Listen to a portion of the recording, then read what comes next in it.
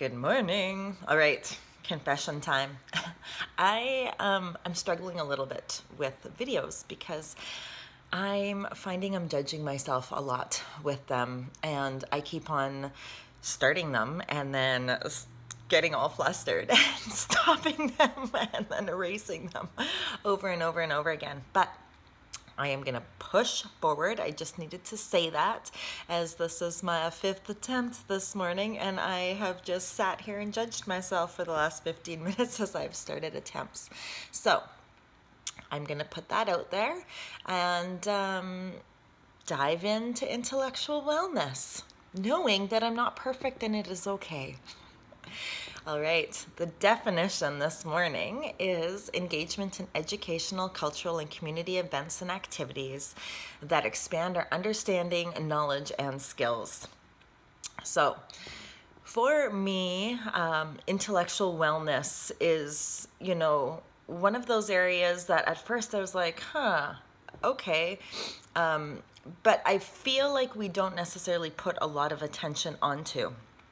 I will say that 3 years ago when it's actually almost 3 years ago to the date, when I experienced my burnout, what happened is a week prior leading up to it, I was working crazy hours, had so much information coming at me, and I remember questioning and asking if I was okay, and really thinking like, I don't even know if I know if I'm in a danger zone right now, because I'm just coasting and just going and taking in so much information and doing so much work. I think at that point I was working almost 80 hours a week. So I watched a TED Talk, and it was on how a whole bunch of, wise, influential, professional people like Bill Gates and some other people,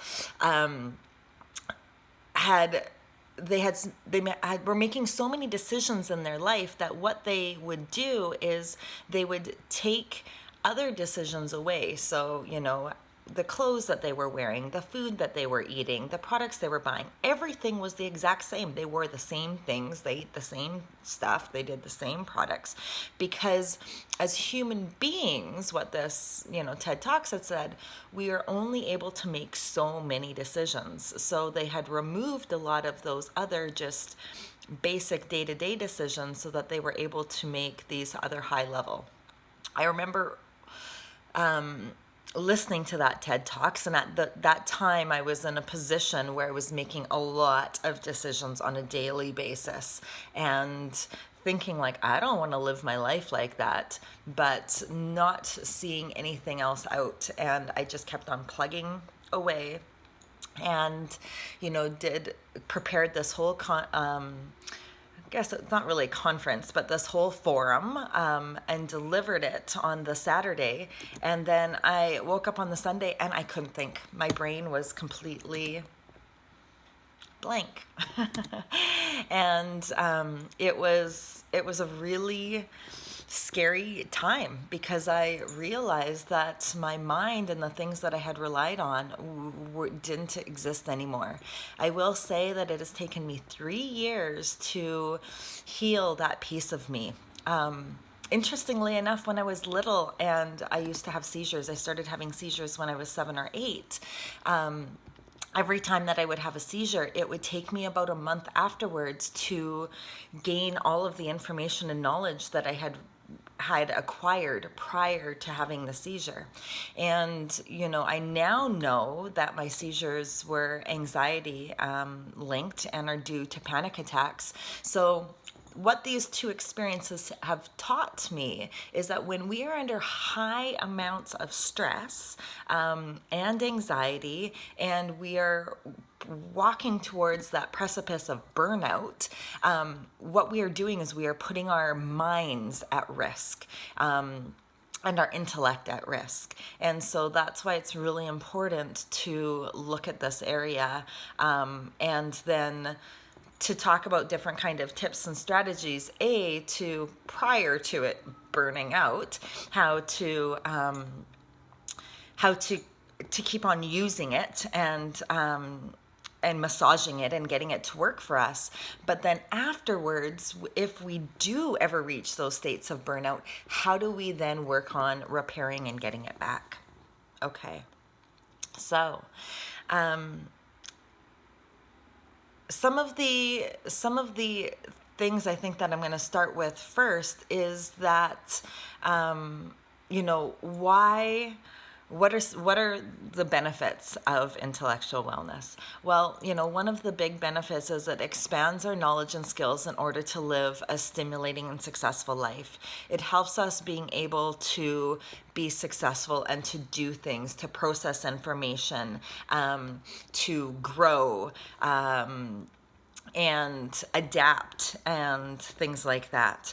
So when looking at some of the benefits, one of the things that we can look at are what are some of the signs of intellectual wellness? Well, some of the signs of intellectual wellness are the ability to see all sides of an issue, the ability to think outside of the box, to develop our own ideas and viewpoints and opinions that are not based upon those of our parents and our childhood and how we are raised, that are not necessarily based even around our community and the influences and spheres of influences like teachers and school and education and friends, but that we are able to gather in that information, and as we grow and mature throughout life, that we're able to take it, critically look at it, and develop our own beliefs and personalize them and internalize them.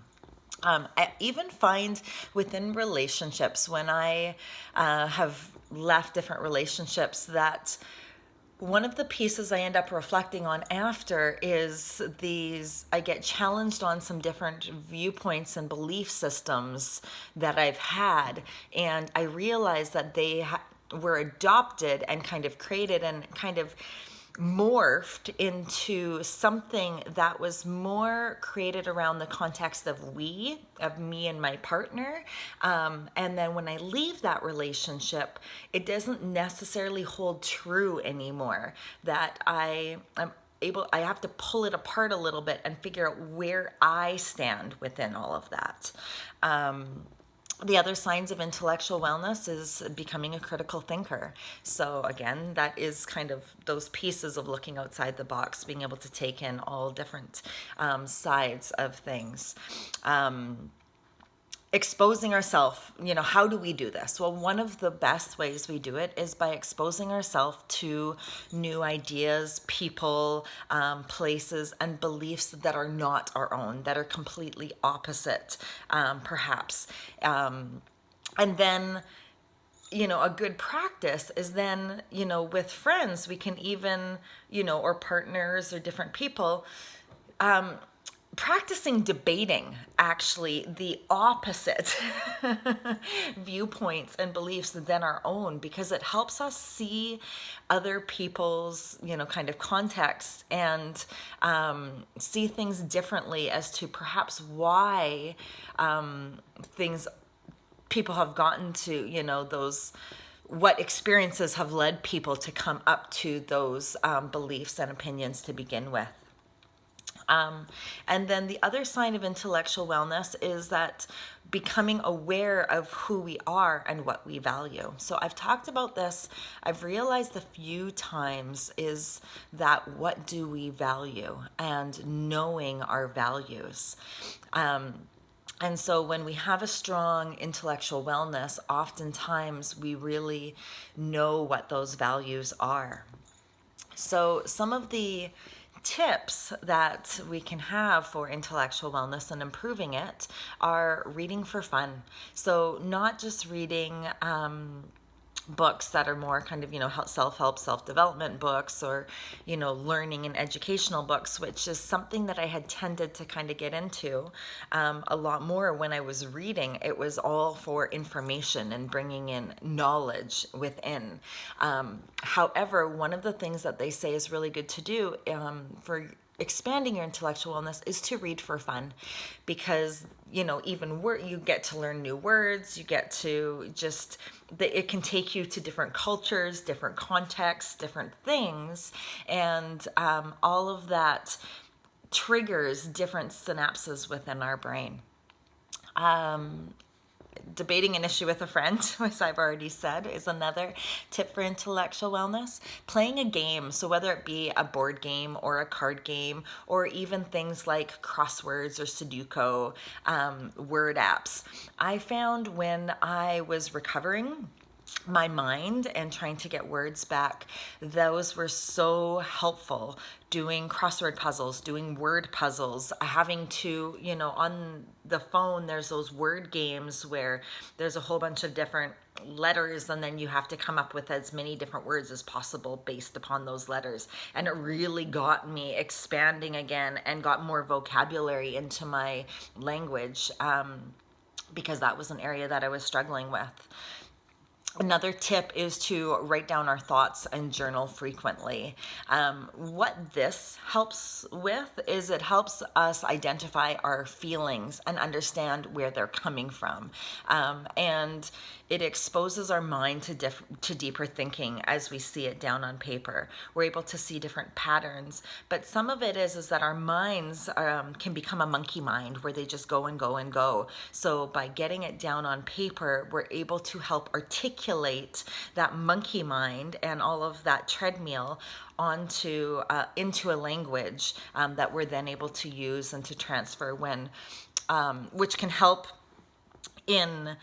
when we're communicating with others, when we have different needs that we're needing to get met. Instead, I find that the more language I have and being able to communicate better, the more in conflict situations I'm able to articulate versus react. And so it's been quite beneficial. Yeah. So I